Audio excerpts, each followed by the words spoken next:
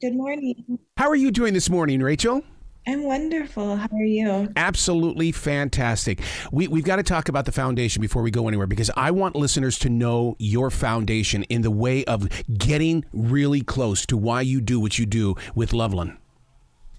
Yeah, the Loveland Foundation is a nonprofit I started in 2018, and I was coming out of a therapy session myself, and I was just feeling so grateful for the opportunity to heal through so many hard things and to have support through so many good things as well. And so I wanted to find a way to get it to as many people in my community. And as a Black woman, that's the first people I thought of, Black women who are, being the center, the foundation of their homes, their neighborhoods, their communities, their organizations.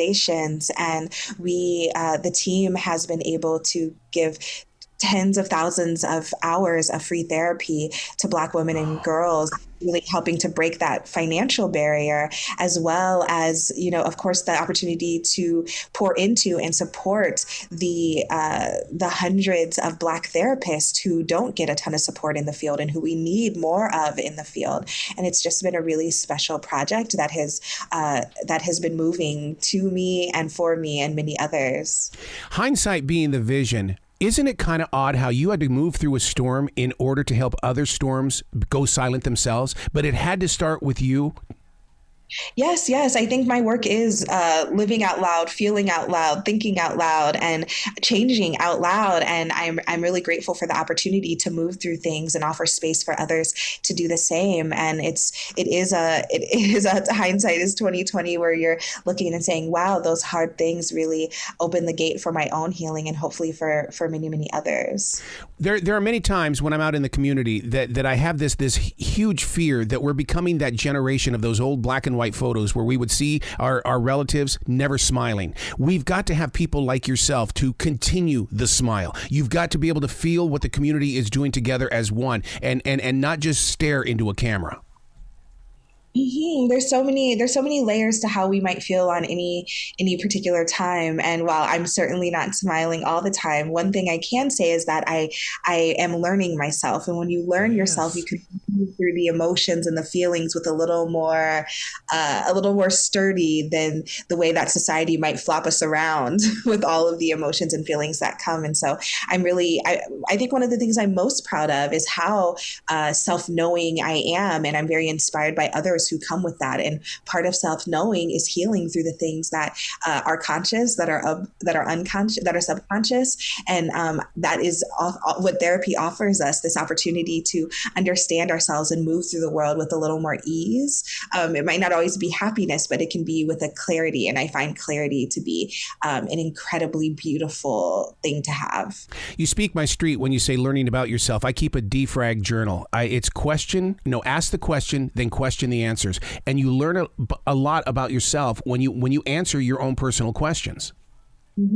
That's so true. And one of the things that my mother taught me, and that has really been a through line of my work and my relationships in the world, is asking questions, being willing to. Yes. Sometimes we're so scared of the answers, we don't ask the questions. And so I hope that we all continue to build courage to ask the questions and trust that we ourselves and our community has some answers that we can move towards. When you talk about becoming more open with your truth, do you allow it and do you suggest it in the way that, because I keep a journal, but I don't hide my journal. You want to know more about me? It's right there on the pages. Anybody at any time can come and read it. To me, that's being open with my truth. What about you?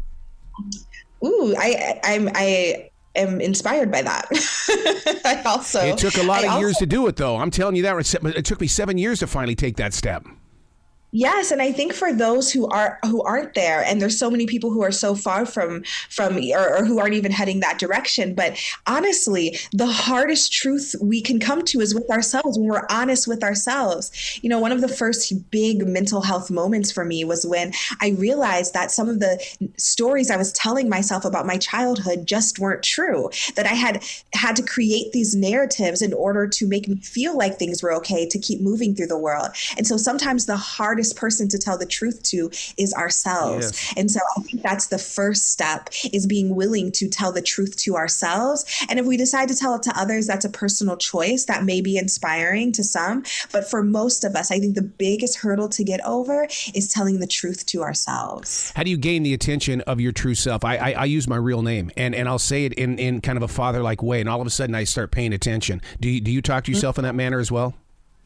Oh, I certainly talk to myself often, but one of the things that I write about in my book is that I'm in constant conversation with my younger self and with my older self. Yes. These versions of me that give me different perspective of who I am in the world, that remind me of what I've learned, that give me insight of where I'm going. And I say things like, when I get out of the shower and I'm lotioning my body, I recognize that I'm lotioning the skin that a future version of myself will be living in. I'm kind to myself. I'm being intentional. I'm asking questions. So a lot of my own self-knowing is that relationship that I'm in with my younger self and my older self. Wow, that's so interesting you say that, because one of the toughest conversations that I have is that people ask me, why after 44 years am I still in broadcasting? And I say, because I don't have the courage to tell that 14-year-old in Billings, Montana that I'm going to stop, because that kid would never stop, or I wouldn't be here today. Yes, and I love the ways you get to honor him now. Yeah. So when you're changing people's lives, I mean, that's a seed that has now become a plant that is now providing fruit. There is a harvest. That's a journey that you get to fall witness to. I feel grateful for that, and that I love that analogy that you use, because the Loveland Foundation is the philanthropic space of my entire company called the Loveland Group. And I really find my career to be a landscape that I plant new things, that I invite others in to plant with me, that I invite others in to witness the flowering of things, the fruiting of things. And I feel very grateful. I'm 34 years old, and I feel like I'm just getting started, and the landscape seems vast and it seems expansive, and I'm excited to continue to till this ground. Well, as a 61-year-old man, I'm telling you, you're just getting started, because you're still a baby. You're still growing, and what you're about to discover in life. I mean, this is leadership at birth. Thank you. I appreciate that. I appreciate that so much. Are we truly hurting inside, or are we hiding ourselves inside? I think we're hurting. I don't think I would ever deny that we're hurting. And I think that hurt causes us to hide. And I think healing is kind of an invitation to be seen. And it's scary to be seen. I mean, this book is a memoir, and writing a memoir requires you to, one, some of my own truths, for me to question my stories. While I was writing, and I had to call my mom and be like, wait, did this actually happen? Is this true for me or for the people that I'm writing about? And so I think that part of the healing is coming out of hiding. And it's okay to acknowledge hurt. We're all hurting. And sometimes that's the hardest part, to acknowledge that we have been hurt. And so it's a journey. It's a through line. I don't know if there's necessarily an ending, but we can continue to cultivate tools to help us move through this lifetime and search for ways to be well. At Loveland, when you're helping somebody grow stronger and more confident, what happens is it also changes the family front. And so many times when I've sat with different writers, they've said that, well, I have to stop because my husband doesn't like the new me. How do you deal with those moments where family members want the old self to come back? I get that. I understand that. And that's okay. I don't think it's something to fight against, but we can take those small steps to introduce our new selves. And maybe it's making us come to some conclusions that we might have to invite other newer people into our world as well, who see us for ourselves. It doesn't mean we have to completely let go of things, but things can shift. Our relationships are a shape, and it can shape shift. It might have been a circle, and it might be a triangle now, or it might be a smaller circle. And we have the permission and space to do so. And I hope people consider how we can shapeshift in order to be in the world with our truest selves. You're talking about shapeshifting. That, to me, I call that transitioning. And I take a transition walk, because the one thing that we don't do is we don't study our transitions. We just, throw it away as saying, oh, I'm just moody today. No, you're transitioning. Tell me about your transition. Yeah, I really like that, because it's for me, it's very intriguing. I'm really inspired by transformation right now. my mother passed away in November, and what loss does for me is it has made me desperate to remember that things can change. Death can feel so static, Mm-hmm. it can feel so permanent, and so in my own desperation to witness something change, it has made me hyper vigilant Mm-hmm. to the things that change. From the tree outside of my window and seeing it go from winter to flowering to the leaves and back again. These moments of transformation are beautiful reminders, and luckily nature shows us it every single day. This Can you believe the sun comes up every single time? It is so Right? loyal. It does not change. That blows my mind, that I know when I go to sleep it will be here in the morning, and it might look different. The moon will change, but it will be there. And I love this idea that we can be there, we can show up, and we might change, we might shift, but we are here, and I'm inspired by the living and the changing and the shape shifting, the transformation, as you said. If you were in this studio right now, everything that you just said would be overlooking this forest that we created in 1997. Because, I mean, we're 23 feet up in the air. So that means that these trees that are outside this window, I get to see the birds, a hawk. I get to see the deer down on the ground. I mean, you're so right about that. Paying attention to nature is a source of learning. Yes, yes, of learning, of inspiration. As a creative, it's a muse. As a human, it's a reminder. I'm very grateful for the ways we can pay attention. What is one of the escapes or one of the easy walks that you can get people to grow with? I mean, I think that planting plants is a way to build up the truth and the trust in relationships. Yes. So very rationally, I think finding like a walking route Yes. in your space, allow yourself to see the seasons change. Pay attention to a tree, build a relationship with something mundane, and see the wonder in that.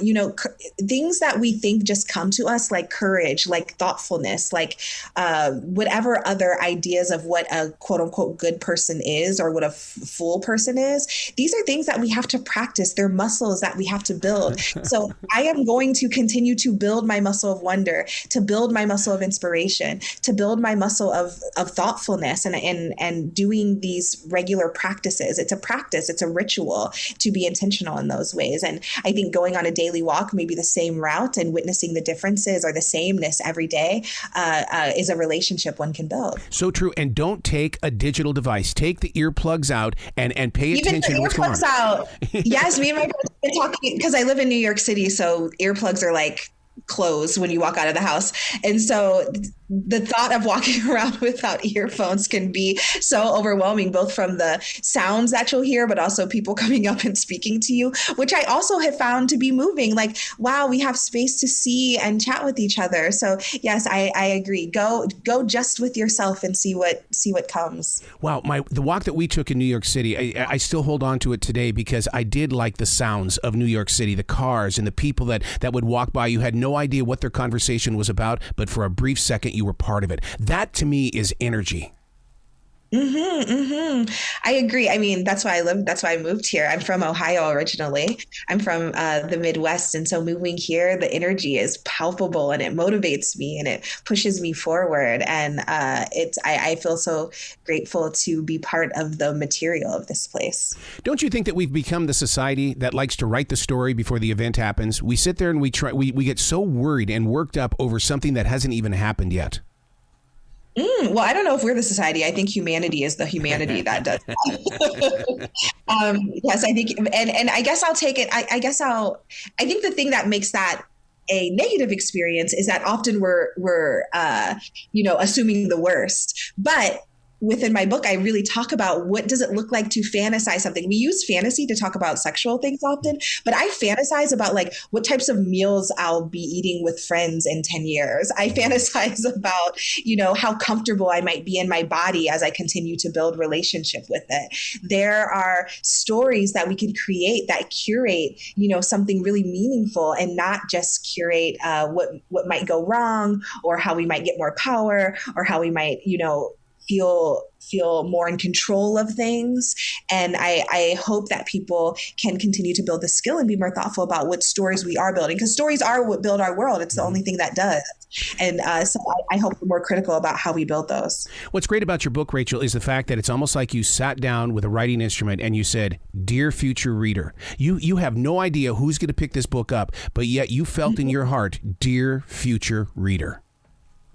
Yeah, I think there's someone, that the version of myself that wrote that book, I certainly would have loved to have a book like it, to know that things were possible. I talk about my decision not to have children. Yeah. I talk about leaving the Ivy League to study independently. I talk about my divorce and how I was married to a very wonderful man, but he just wasn't good for me, and that I still felt like I deserved, for him to have something different and for me to have something different. And these are all things that I often didn't know were possible until I did them. And I want other people to know that there are options. And it's not even that I want you to make my choices. I just want you to know there are choices. And so this book really is a letter to anyone who is on a brink of a renaissance, of a reimagining of themselves, and want to remember what is possible.